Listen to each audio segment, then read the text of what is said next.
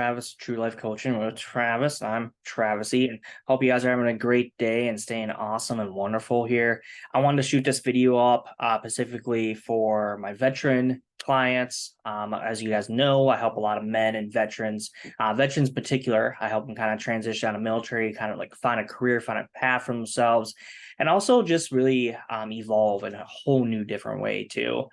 So in this video, I want to talk a little bit about my military background, what I did in military, what I did after when I got out of the military, some of the things I did right, some of the things I did wrong, because as we know, like getting out of the military, transitioning out of the military, it's a big thing. And I don't think a lot of my civilian friends or, like my parents or my family really know how big it is to get outside the military, to like find a life for yourself outside. So I'm going to talk a little bit about like some of the things I did, some of the things I did right, like logistical things I did right, and also some of the things I did wrong too. So stay tuned. There's going to be a lot here. And of course, if you want to know more about me, myself, and you can click the link below and then go to my Instagram or my website there, and you can find more information about myself. Talk about my military background. So I was in US Army Infantry for about 7.5 years. I joined fresh out of high school. Like, bro, within 6 months out of high school, I was literally in Afghanistan. I was a 11 Bravo infantryman. I really joined because I really wanted to serve my country. And I really wanted that sense of adventure that you get from the military. You do get a lot of like adventures.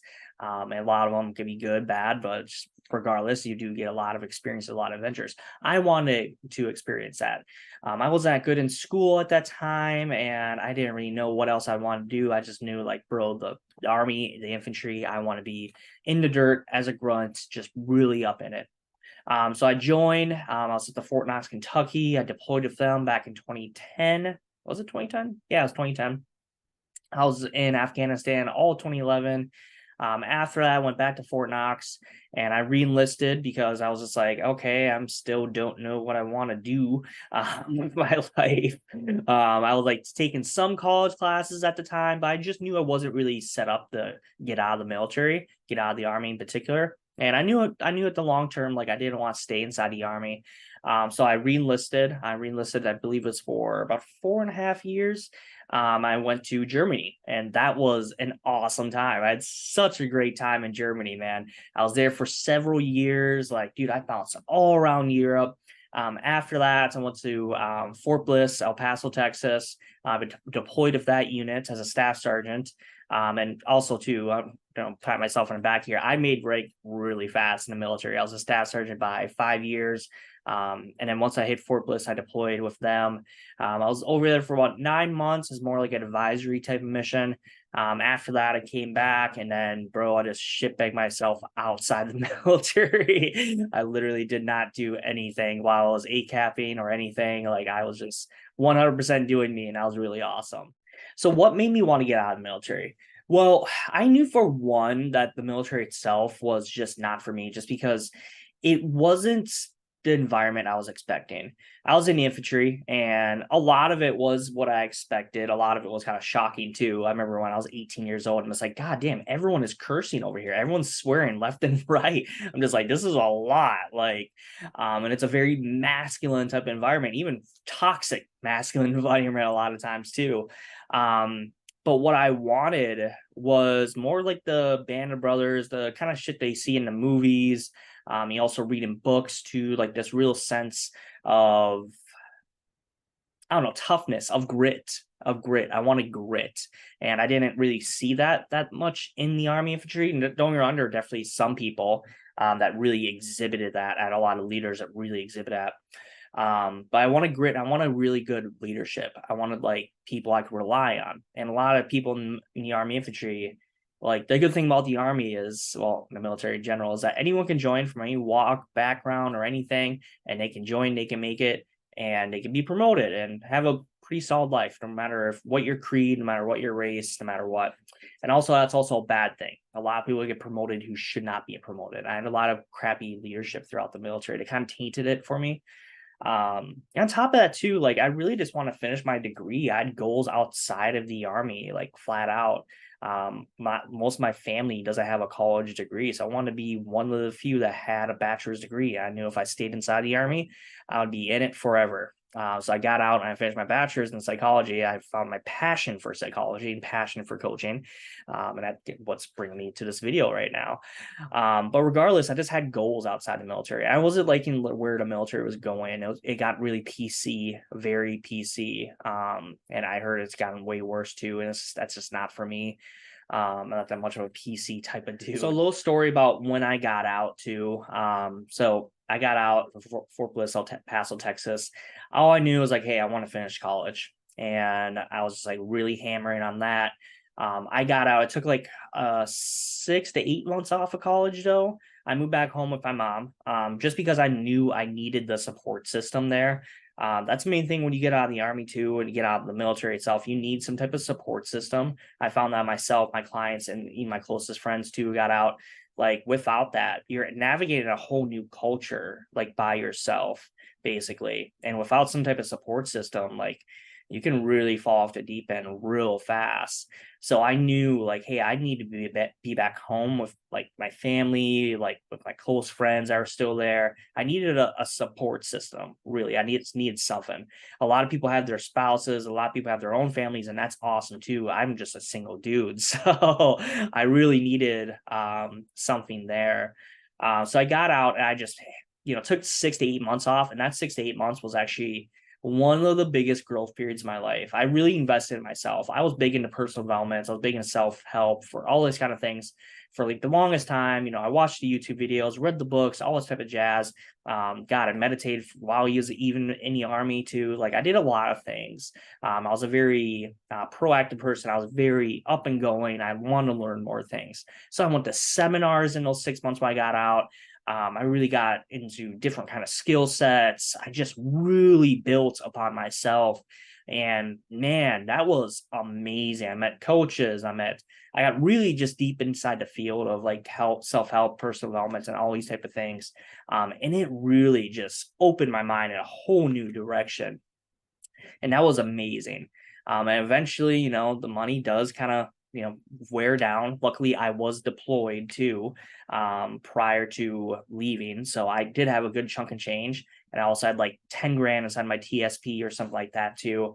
So I had a good amount of money, but eventually I had to work eventually.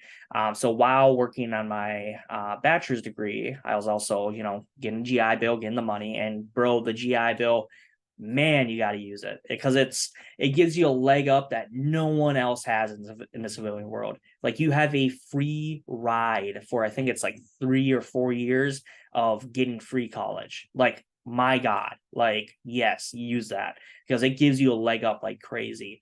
I got like 3 degrees off of it. I got my bachelor's. I finished most of my bachelor's inside the Army, which was a big plus too. So I was really kind of set up, and like I finished my bachelor's, and then I went for my coaching certificates, and then that was like a 9-month program, and then I went for a master's degree.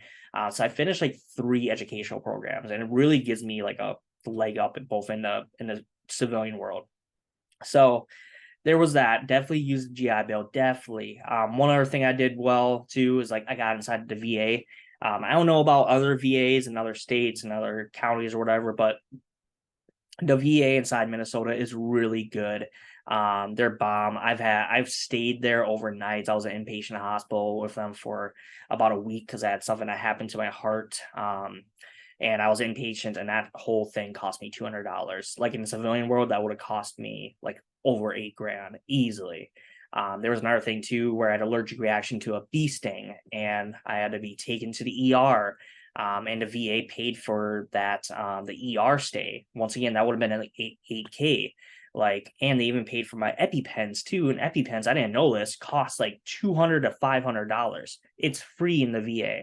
Like, it's ridiculous not to get inside the VA. I've had so many good experiences with them. They're awesome. I know the horror stories behind them, and no doubt there definitely is some horror stories. I totally believe that. I'm just saying for myself, my experience, I've had a great time with the VA, and they saved me a ton of money and a ton of stress. And so yeah, a couple other things I did right too was just developing a support system. being with my mom. I lived there for about a year. But eventually I'm just like, dude, I'm like 28. I got to move out now. Like, and I was totally fine. But I also like took it upon myself to make friends like with people in the civilian world. I think a lot of military folks, they kind of just stayed focused on like military type of people. And don't get me wrong, I love veterans. I love being around that. I love working and coaching veterans too. It's awesome. And I'm in a civilian world right now. So let's make some like actual civilian friends. Like let's actually go out and meet people and talk to people and just get to know people. Like I met people from like my seminars I went to. Met people just going out to the bars and just talking to people. I'm a very sociable man. So that was a big plus too. So I would say the major things I did right was, for one, moving back home, having good money saved up, going to college or doing something with the GI Bill, because it's such an amazing tool. And of course, making friends with other people and networking. Networking is, I think, the biggest thing that I also did right too. For the longest time, like when I got done with my degree in psychology back in 2019, I believe, I had a hard time finding a job, like a super hard time finding a job, because I'm a veteran. I was a staff sergeant. I had all these things on my resume that I thought were good, but I didn't know how to word it. And of course, when you go into the corporate field, I whether you want to go into sales or HR or something like that, I really just want to get into something. I didn't know like my resume was trash. Like it was not even getting past our systems at all. So 2019 was really stressful for myself. I was really kind of putting my nose to the dirt looking for a job. I must have applied to over 400 jobs within that summer. And it was tough, dude. It's tough to get rejected so much, especially when I put so much time and energy into my degree. And I really kind of thought that whole magical degree pill was going to get you like a job or something like that. It's not. But I put so much time and effort in that. And on top of that, too, like, bro, it's just, I had these urge, like this kind of like voice inside my head that I'm just like, I'm going to be one of those broke, unemployed veterans. Like, I'm going to be living on the street or something like that. Like, I'm not going to make anything of myself. And it was just tough, man, for like 3 months, like just putting my nose to dirt and just pushing forward. It was super tough, but I think one of the best things that I did for myself there was I went to a job fair for veterans. I worked my network. And then I found an entry level job. I stopped trying to get to like these mid-level manager jobs or this or that. Like, bro, like I kind of took the mindset of like, bro, okay, I'm a private again. Like I'm a private again. So I need to look for a job where it's entry level. Like it's flat out entry level. I'm totally fine with that. And I'll work my way up, because that's a lot more possible to do, and it's way easier to do, especially when you're a vet, and especially when you have this grit, this like type of behavior, because people are going to see that in the career, in the work environment. They're going to make whoa. And like it's way easier to do that in person.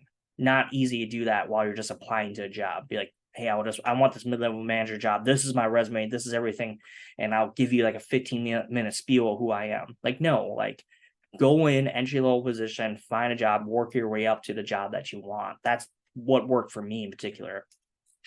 And then after that too, I finished my master's degree, and also too, I set up more streams of income. I have this channel, I have my coaching practice, I have so many different things. As a vet, dude, you need that. You don't need to rely on one stream of money. A lot of vets, like they feel like they need like that income coming in all the time. Like, and I'm guilty of it myself too, because you're so used to it. You're conditioned within the military because you're always going to have money coming in. So when you don't have money coming in, it's like, whoa.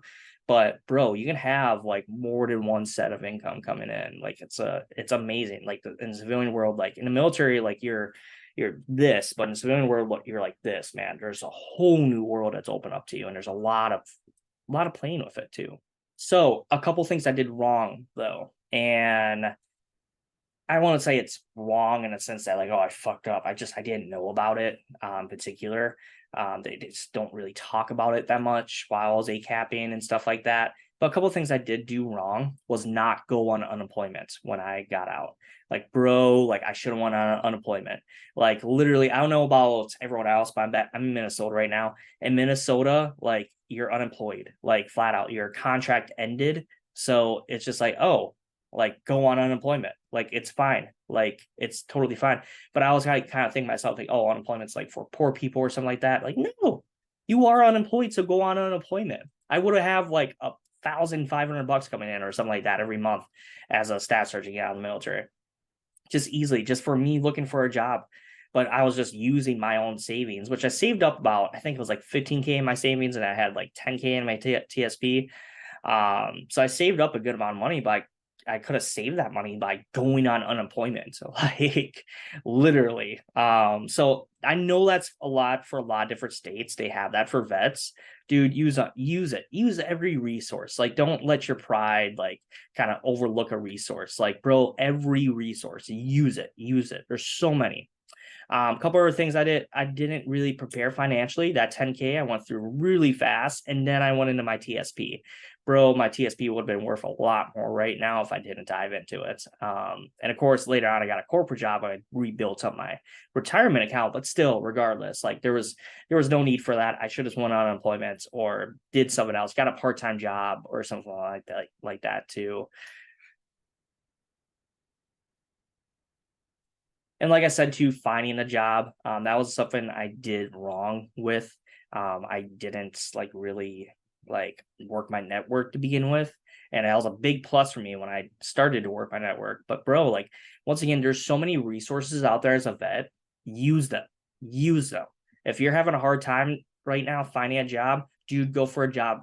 Go to a job fair for veterans. I'm telling you, there are employers that do want you. Hell, Wells Fargo has a whole like division of recruiting specifically for veterans. Like there are employers that want you, bro. So continue to look and build upon your skills. Like I feel like I did a lot of good, like build upon my skills, my degrees and everything. But there's a lot of other ways I could have built upon it too. There's so many scholarships, so many grants, and so many things out there where you can build upon your skills as a veteran. You have so many programs out there for you.